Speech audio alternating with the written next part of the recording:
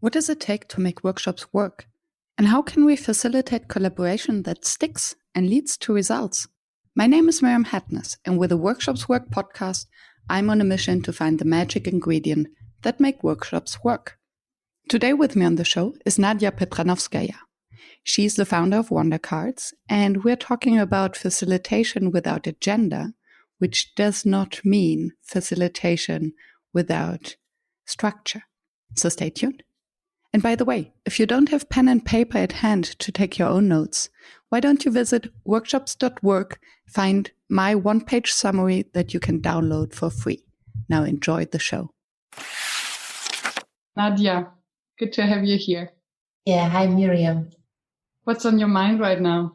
Oh, my mind is full. That's, I think, okay for these days to have many different things because beside all the topics connected to Corona and what it means to me, I also have a lot of private topics and this mixes it up. And it's spring. So I do post a picture every day on Twitter saying spring is not cancelled. Because this is like cheering myself up. Wonderful. Wonderful. I like this mindset and this positivity and creativity that you bring into the community of facilitators. Thank you. I believe it's important that we learn to see that there is more, that's always more than we see. And if we learn also to unlearn, to focus on things which are on our mind every day, and we try to look brighter or wider and see, okay, what else? Mm-hmm. And this continuous learning, it's important in any time, but I believe in this time, it's more important than ever. Yeah. So what is it? Let me put it differently. I recently reflected a lot about the facilitator's mindset. Yes. And how it actually helps us to cope with these times of uncertainty. Yes. So according to you, what is it that helps us as facilitators to cope maybe better with the situation? Oh, there are many things coming to my mind. So actually, the one thing is that usually we work with agenda, right? And then if we work with a group and we recognize that the agenda is not working for the group because, for example, the pace is faster or someone important is not part of our workshop and we need to change, then we can adapt very fast. So for every situation we do have with our groups, I believe we are very good prepared to be flexible and listen well and really recognize what's happening right now. So what is the group we are supporting needs right now. And the second thing is, I think we are kind of reflected people. So because we are learning with our participants, with our customers, with all the topics they have to discuss, I believe we have this ability to reflect also for ourselves what's important right now. Is this really happening, or is it just, my bias saying me this is happening? So we can, put things aside and help also ourselves to look at it differently.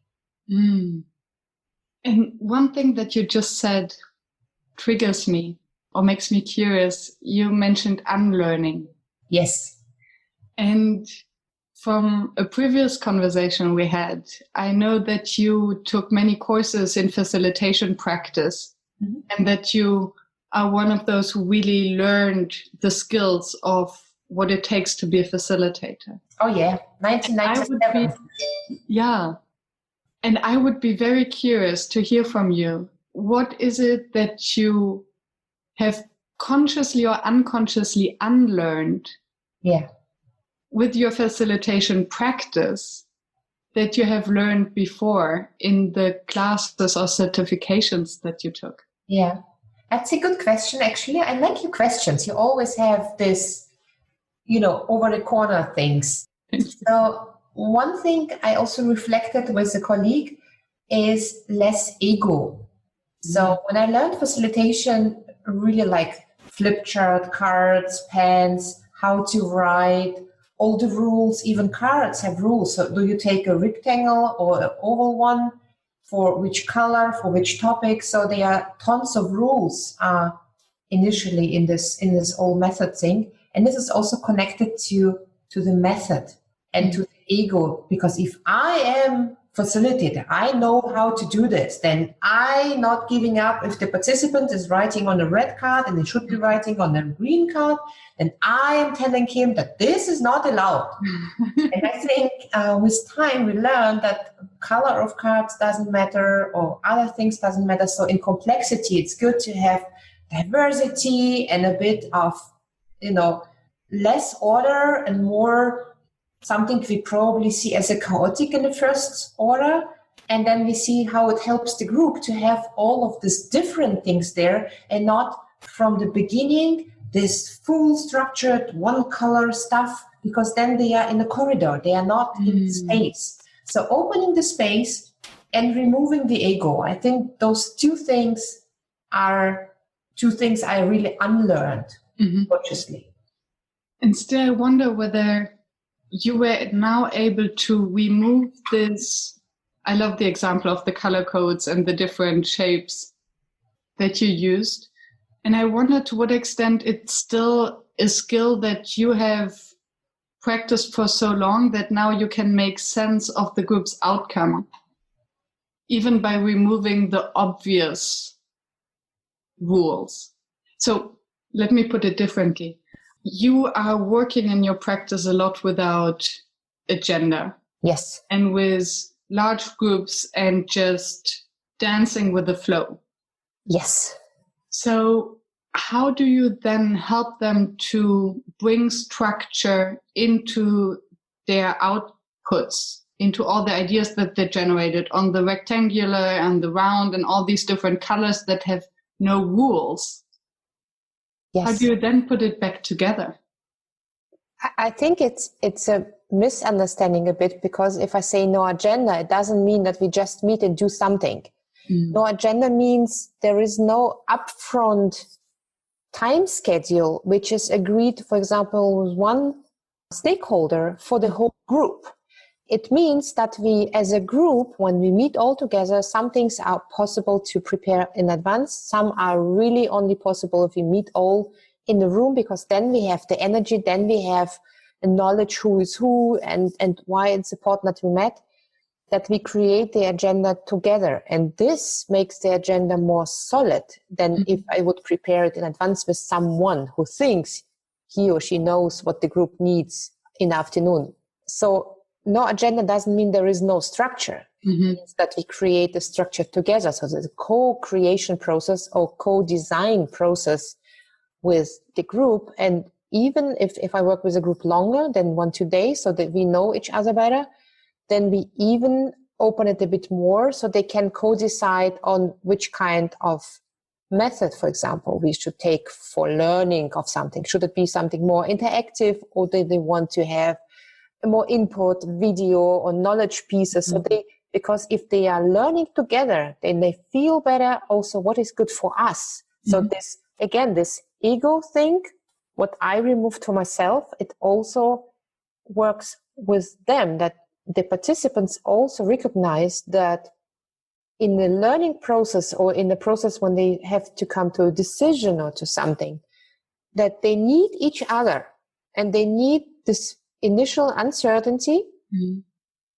because in this something which is not structured yet by someone, so they cannot complain, they cannot blame someone. They have to work from the very first second. And this makes them responsible from the very first second. So they cannot blame someone for the half day for the bad agenda and then say, okay, now I can, somehow work with whatever we have. So from the first second, they are in charge. So you empower the participants to be responsible of their agenda. I like that. And to me, it seems as if in such a setting, you need to be even more precise on what the purpose is, right? Yes. Because you can only come up with an agenda if you're very strongly aligned on the reason why you are there in the first place. Absolutely. So if we have no intention, if we have no clear why, then we should meet, right? Yes. And what funny thing is, I'm facilitating a lot of what we call Pflichtschulung in Germany. So the participants are sent and they have to be there. Mm.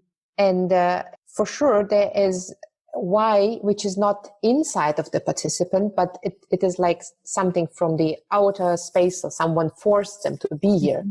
So what I do then, so that they also can be co-responsible for what we're doing, is, okay, what is the name of the meeting you are sent to? So how we can make a sense of it. So what is this name? Whatever it is, change, leadership, agility, digitalization, any hashtag. What does it mean for me? Mm. And then they recognize that even if they were forced to participate, there is something they need out of this hashtag.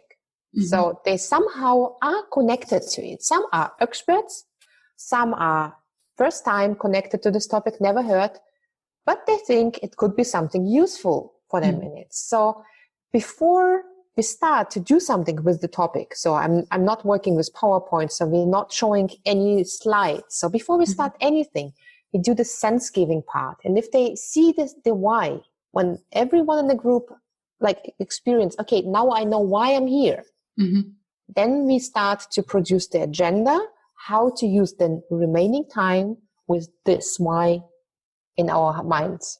Mm. And would you ask them to prepare this exercise before coming, or is it something that you do once they arrived as a sort of check-in?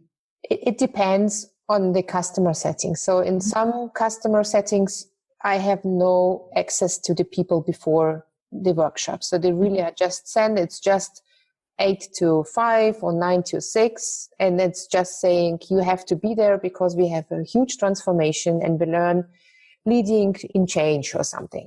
They are just sent. So every one of 500 leaders have to participate in such a workshop. And you know, some have fun, some have no fun. So you don't know who will enter the door in the morning, right? In some customer sessions, you have really good preparation time. So I do interviews, or we have a chart where we can put in our thoughts before the workshop. So then we somehow arriving, and from the first moment we already have some sense created up front. So then we can start with the second part, with creating an agenda. And I can imagine in this uncertainty of what will come up, because all these hashtags, as you call them, they can be very diverse. If you have some experts and some users and some who are resistant to change and others who thrive in change, how much weight does every voice has in prioritizing the agenda for the group so that everyone will feel heard and also gets whatever they need? Do you vote then on it, or? Not really. So what we do if we create the agenda together, and it's really something what should be for each participant, I ask them to create the personal learning. So like, imagine we are at the end of today. What is your personal learning then? Or what is is it called user story, I think, in programming? So like Nadja, after 8 hours, Nadja knows better how to, and then my why. So I know better, for example, how to lead and change, because then I can motivate my team or something like that. So, and then we put them all on the wall. It might be a Kanban board. It might be just, a wall where we have also just commands. And, it really depends on the group. And then we have all the work to be done today visualized. So everyone sees what the others want to learn. And even if the topic might be a really huge one, like agility or change, it's connected to so many things. They recognize that they have connections, and that's the magic point. When they start from everything is going through me as facilitator, they start this co-creation, co-understanding, you name it, because they create the first connections to each other. Because if Peter wants to learn how to, and Mary wants to learn this as well, then they already have something in common, and they probably never spoke before, even if they work 20 years in the same company. Yeah. So creating these connections, creating these teams on learning paths, it's like sending them in the woods, giving them picnic and saying, okay, now it's yours. And this is the magic point when they recognize that by giving sense to the topic of the day and then creating what they want to take out at the end of this learning path, they also feel empowered and motivated to get it. Mm-hmm. So there is no more fight, like I'm going first or she's going first. Why? So even, all these blubbering persons or silent persons, I never had this problem. For sure, you have someone who talks more and the other person is more listening. Mm-hmm. Then we have all our methods to connect them in small groups and all this stuff.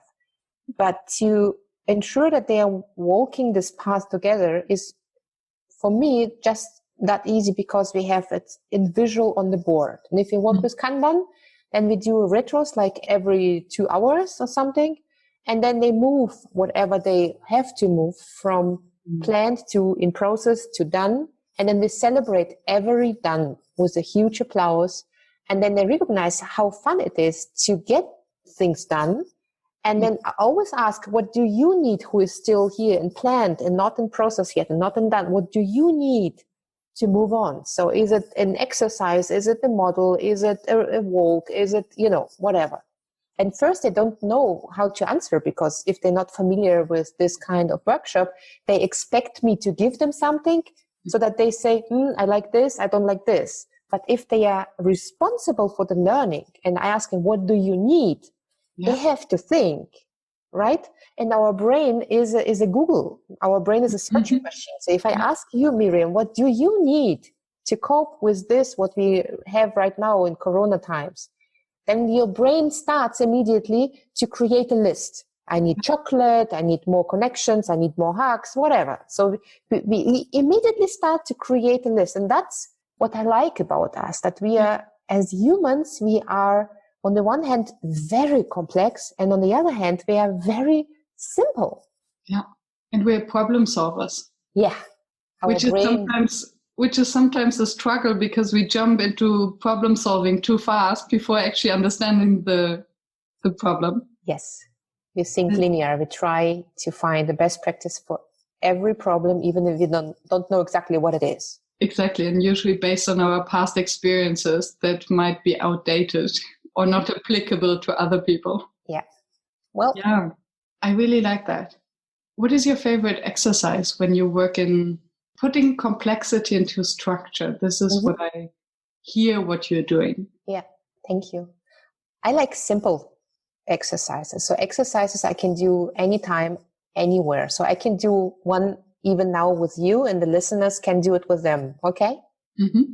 So if you put your hand in front of you and you imagine that you have an apple in your hand, then give this imagination a second or two to build this apple, like with all the details, with color, with weight, with small details. Like probably it is an older one or very fresh one from a supermarket. And, the one is glossy, the other one not. Mm-hmm. You can try to smell it, really imagine there is one. And then I would ask participants, describe your apple.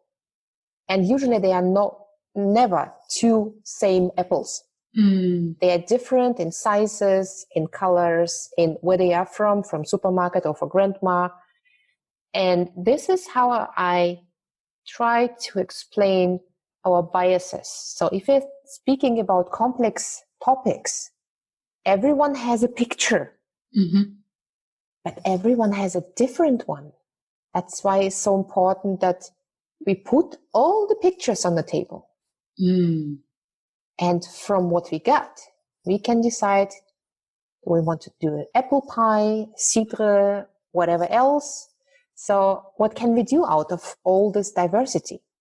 And I love the fact that you raised awareness for differences in perception with something that is so simple that it doesn't hurt. Everyone gets it. Yeah. And then the next step to connect it to different perceptions on, for instance, the change process or digitization, then is a smaller step that hurts less because you can always connect it back to the apple. Yes. Beautiful. Thank you for sharing. Absolutely. You're welcome. Very inspiring. Do you ever feel you're tired of the trip from home to the home office? That the physical confines of your house are not getting you the exposure to the new ideas that you need? Maybe you need Mastermind. At Mastermind, you work together with a group of peers who help you bring new perspectives to your challenges, to find new solutions, and who you can even give a little bit back to by helping them solve their problems. In a compressed 2 hours, you'll get a day's worth of learning. So why don't you get out of that box and come to Mastermind? workshops.work/mastermind. I think that it needs a lot of practice and confidence and this removing of ego, as you described it, to host a session without agenda, because you need to be very agile in terms of mindset to respond and to do that. So what would be your advice or your warning to facilitators who would like to practice a little bit more running workshops without agenda because they like the idea of responsibilizing? Is this an English word? I don't know. Putting participants into the driver's seat, into responsibility without messing it up. Yeah. I don't like to give advices. I'd like to share a story. Please.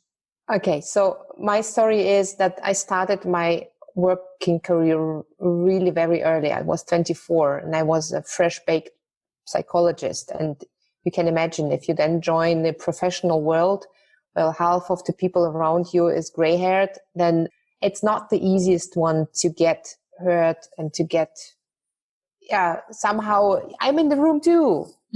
And then your very first job is to facilitate such a group. So senior people, experienced people, and that's really your like third week in a job. And if you think about yourself, like, oh, I could fail here, or I don't know if I'm well prepared there, then you are totally far away from the people you have to facilitate. And facilitation, and I got it not in the first year, not in the second year, I got it really like some years later, is really just helping the group. It's a service job. It's a servant job. I'm in service for them. It's not about myself. I'm not important. I'm even not part of this process. I'm catalyzing it. I'm helping it. But if after this workshop, they forget my name, forget my face, that's okay. Then I did a good job because they were connected to each other. They were connected to the topic and they were working hard to get a decision or action or an idea, whatever. But it's not about me. So, and that's how I feel now, that I cannot fail. And the second story is I have a very lazy brother. And he told me his story. Like I asked him, like, he is a little brother. I'm a big sister. He is much more successful than I am if you would measure it in money. And I really asked him, my little brother, how the hell did you do that? And he said, I'm a really lazy person. So I try to do everything, not to do too much. And I believe that this is also applicable to facilitation, because if we make the group work, because it's their topic, it's their time, it's their value they try to get out of this time they spend together, online, offline, doesn't matter. We spend our time. It's our invest. So if I make them work hard, then I can relax and drink a cup of espresso, right? Yeah. And your relaxation will spill over to the group and relax them and help them to work even harder. Yeah, because if I'm relaxed, I think everything is working well. Yeah. Thank you. What makes a workshop fail? Oh, it could be a long list, I think.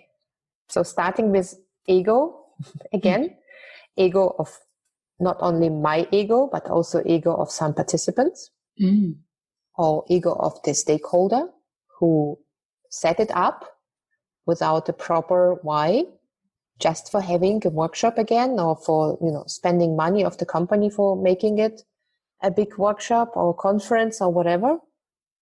I think ignorance is also probably coming from them. So if you're not able to connect people so they are able to ignore what the other person is saying, then you have many, many little things, but you have no common something.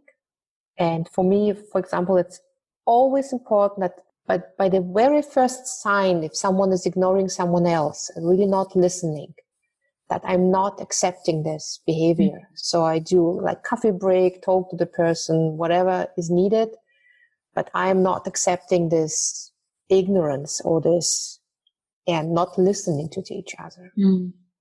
I'm not a teacher. I cannot make them to do so, but I can stop something. That's my power.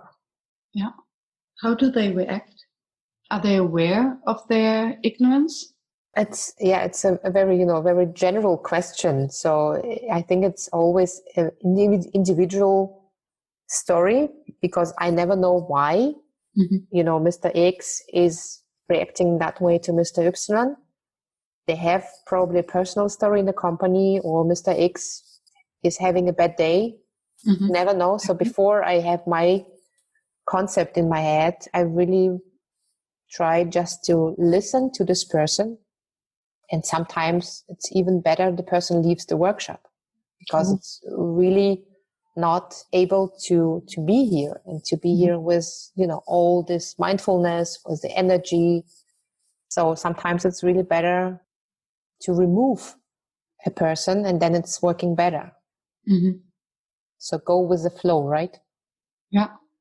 In going with the flow, I think we talked about the current situation and the Corona crisis in the very beginning.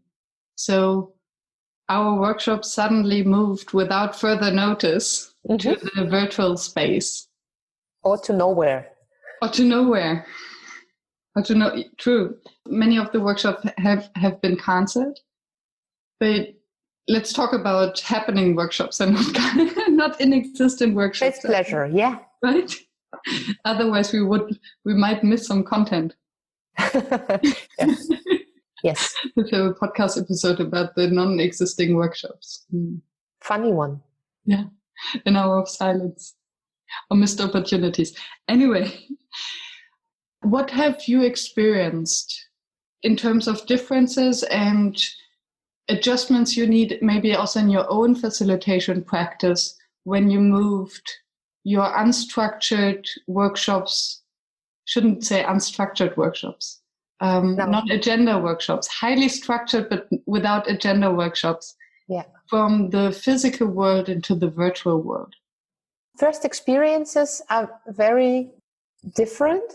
So some things are going better, some things are not working in the digital space. For example, you cannot put people 8 hours in front of the computer, right? So this is, humans, we need, to walk, to have a break, to have contrasts, so to have something else. What I liked, last week we had a digital or virtual BarCamp with 450 people. And I wouldn't expect this work. So I was really like, let's see. Because it was completely self-organized. Initially, we planned to meet in Hamburg with 300 people. And then we moved the March date to August for now. And then I asked, can't we use the time we all planned to spend on this topic, because it is about learning, into digital space? So to use the time we all blocked in our calendars. And then someone else told, yes, let's try this. And then the rest was really completely self-organized. So there was no central do this and do that. They just prepared a structure in the Google for us, so we could put our sessions like in a real BarCamp. And then we had a good morning session with 467 people in Zoom. We did the check-in in chat with, 3 hashtags. And then we did a second round of check-in with Mentimeter. So you just put some hashtags, and then, this word cloud creates, the bigger the word, the more often people named something. And 2 topics were there, new work and collaboration. I totally loved it. So from this experience, we also made a reflection round at the end of the day, also with 400 something people. And first learnings were, for example, the bathrooms are very clean if you do BarCamp at home. Or you always have plenty of water. What's not that clear if you're somewhere in a hotel or other rooms. And what I was totally impressed by, we did also virtual beer session after that with 40 people. So having beer and wine. And if you do it in a real environment, no one would listen. So 40 people wouldn't listen to one person talking, right? Mm-hmm. You would have like plenty of side conversations. And So to have this silence in the group conversation was amazing experience for me. Yeah. Silence on the one hand, but also full attention. Full attention is also exhausting. Yeah. So having like even just 5 hours of sessions, virtual sessions at the day, having this full attention to one person talking or to something we have to do, it's so exhausting. Maybe just to circle back just a brief moment, someone in the audience might not be familiar with the concept of a BarCamp. Yeah. Can you just briefly explain what a BarCamp is? BarCamp is an open space format. So it's again something where we open the space. So we don't create an agenda up front. We create a structure. It's very structured thing. So you have hours when you can meet. And then you have spaces where you can meet. For example, in the physical room, you would have like 10 small rooms and 1 big room. In the big room, you plan your sessions. Like Miriam is doing something with workshops work and Nadja is doing something. There's no agenda. And then we have the other facilitators. They want to present a tool or try a serious game or do something else. And then we do a kind of pitch. So I have to come to the front of the room and say, I wanted to talk with you about no agenda workshops and trainings. And if someone says, oh, that's interesting, then they note, okay, at 10 a.m., I will join Nadja's session in the room 2, for example. And at 11 a.m., in the next session round, I will join Miriam's session about what makes workshops work in the room 7. So you have, again, this self-responsibility, when to be where. And the difference between BarCamp and open space is that in BarCamp, you have even a little bit more structure. So we are always asked to make some notes about what happened. So someone is asked to do the gathering. And we usually also have a kind of reflection round. In the open space, you would just say, go with the flow. And if you don't join any session, then you're a butterfly and you just drink coffee with someone else. So BarCamp is a little bit more structured because you're more focused on getting learning or something. So I like it very much also in corporate environment, because in corporate environment, usually when they meet, they have this agenda, right? And they have 25 different points and then everyone has to listen to every point. And it's always exhausting because at the end of the day, they really have all these points, but not everyone is needed to every point. Yeah. So to say we do this BarCamp structure, so it allows us to at least to have like 2 parallel streams or probably 3, because not every one of us needs to be in every topic. And that's okay if we split us in 2 or 3 streams and we do things in parallel.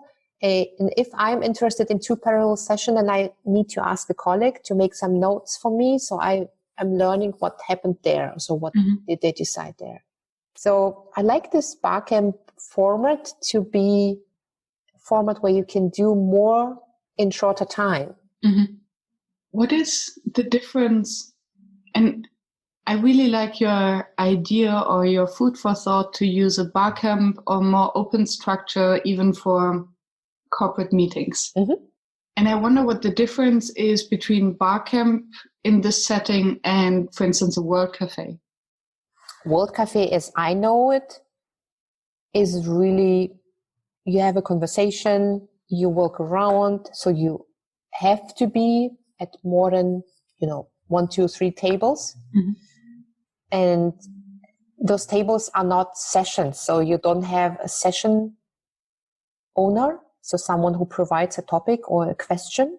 Mm-hmm. And you also don't really need an outcome. So you have a lot of things you do, drawings, and you visualize everything you're discussing. And you do it at the same time. So I think it's one of the open space formats too, right? So you also allow people to have side conversations and everything. It's just a different flow because you move people between tables. So they have also to listen to what happened at this table before. Mm-hmm. In the BarCamp, we wouldn't do this debriefing. So it's not the thing that every group presents the results every hour and you have all the stuff in your head. You really can say, okay, my path through the day is from this session to lunch, then this session and this session, and that's okay for today. Okay, so a work cafe would rather be for a question where you really want to build on each other's ideas over the course of different group settings. Yes. Whereas a BarCamp is rather, okay, there's one topic, you get the information, you can ask questions or participate, but then this is closed. Yes. And then you go to another session. Yeah. And then for the corporate setting, you would then just make sure that the parallel sessions don't have overlaps so that participants might need to be in both. Exactly. Okay. They can bargain before we really start. They can really bargain and ask people to move session to, another time slot. So if, for example, a higher level manager wants to be in some of the sessions or is needed there to make a decision, then we really move some sessions so he can make his pass, for example. And it's really fun. I did it with a lot of managers. It's really fun. First, they don't trust the method at all. And I say, let's do just the first round. Mm-hmm. So we have the first 3 to 4 sessions. It's like a group work, right? So they know it. Nothing new there. You just have 3 different topics. In the group work, usually we would say we split you in 3 groups and you work on the same topics and then we have debriefing. Now the rules are different. 3 different topics, no real debriefing. You can keep it for yourself or you just make a poster and put it there and we have the self-responsibility to go to the poster and to get the information. So there is no push, there's a lot of pull, right? And after first round, they get the mechanism of the method and then we say, okay, should we do another round? And then they get all this, yes, I have this question and we never had time to speak about this. And then you see all the self-organization. Again, as a lazy facilitator, you can, in the beginning, you need to put energy on getting it work, right? And then if it works, you can just walk around, drink coffee, help them with probably some visual stuff or support them with a good question. But they do the work. It's beautiful how consistent you are in your facilitation style and how you always come back to empowering the participants, giving back responsibility and inspiring them to take power in space. Thank you. How do your clients usually react if you tell them beforehand that you don't have an agenda? Again, I don't say, I don't make an agenda and like this. Okay. So what I say is that I ask them, so how many things are changing in your organization on weekly or monthly basis? So really listen first. And mostly in most organizations, many things are changing. So I say, okay, if you would try to produce an agenda or even a program for this group, which we're speaking of, how much sense would it be when we did it today in a month? And then they recognize that it's really changing too fast and too many things are interfering what we are planning all the day. So I propose them a kind of solution that I say, we agree on the why. And also not only on, I'm working with this input produces output. And then you have outcome, which is summary of some outputs. And that's not all, because a good workshop should have impact. And impact is totally connected to the why. So if the why of the company is more than just survive, if the why of the company is to improve something, to become greater at or whatever, then it's so much easier to convince them that working with no agenda means getting the people at the day in the workshop and ask them what is the best program for this day under these circumstances. Mm-hmm. And right now, in the Corona times, I believe this is the only one way we can work, because if I would plan something for next week, things are changing so fast. It would make absolutely no sense next week. You know, some topics, like if we use a model or if we look together at the content, it's still there. But how we look at it or why we look at it, this is like totally changing every day. Beautiful. Yeah, thank you for connecting it to the current situation. I think that's very valuable. Is there anything that we haven't touched yet that you would like to share with the audience?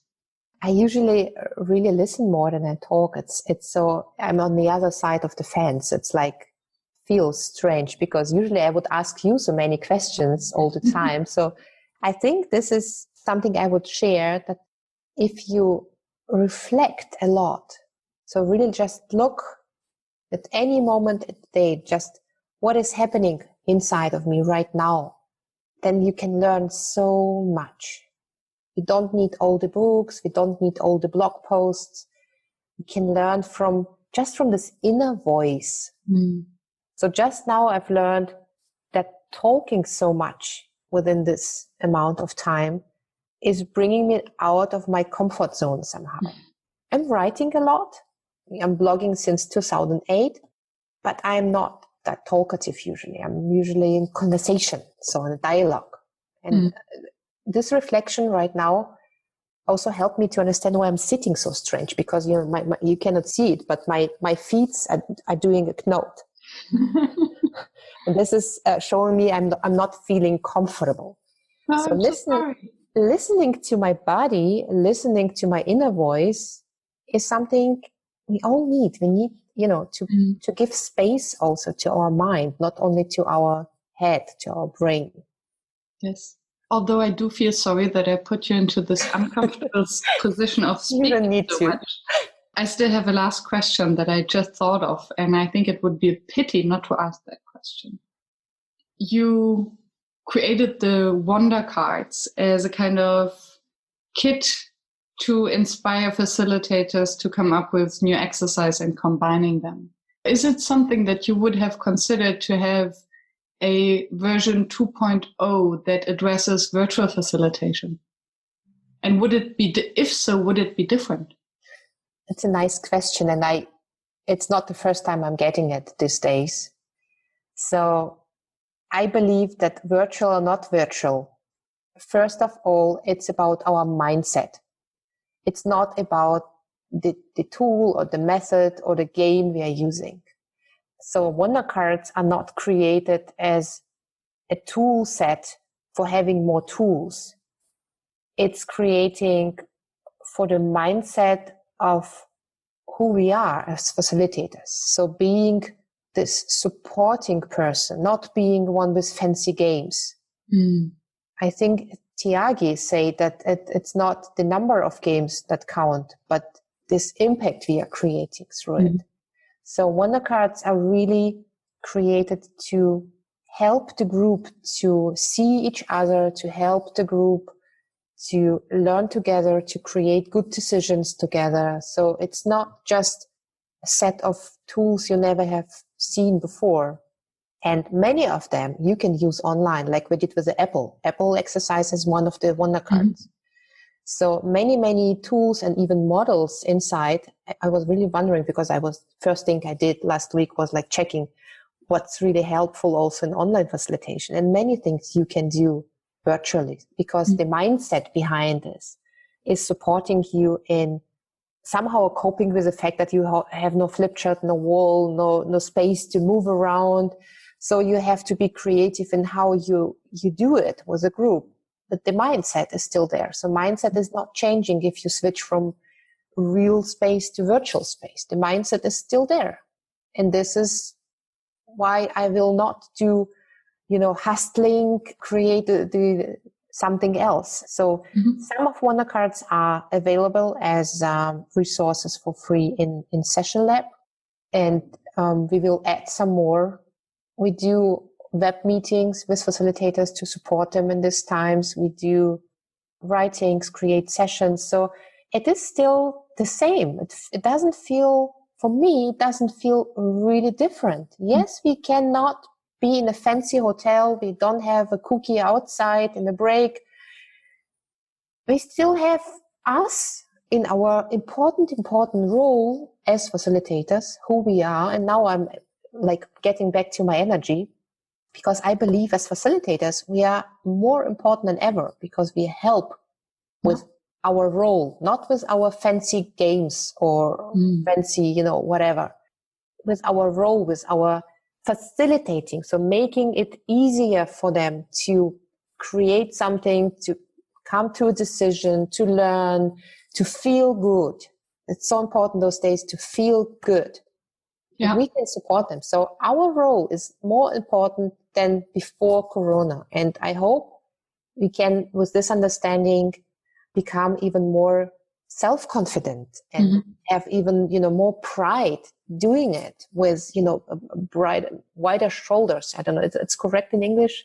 So you have your shoulders, back, and you feel like a bigger person because you're more important. In the same time, no ego. Yeah. That's complexity, right? Yeah. And it brings us back full circle to the beginning of our conversation. Yay! If someone just fell asleep, woke up and thought, are they still talking about ego and complexity? What do you want this person to take away from the middle part? From the middle part? I don't know where the middle part was. 58 minutes around it. I believe something like stay foolish, stay human is something I'm writing a lot these days. So be yourself. It's not about you. It's about the group.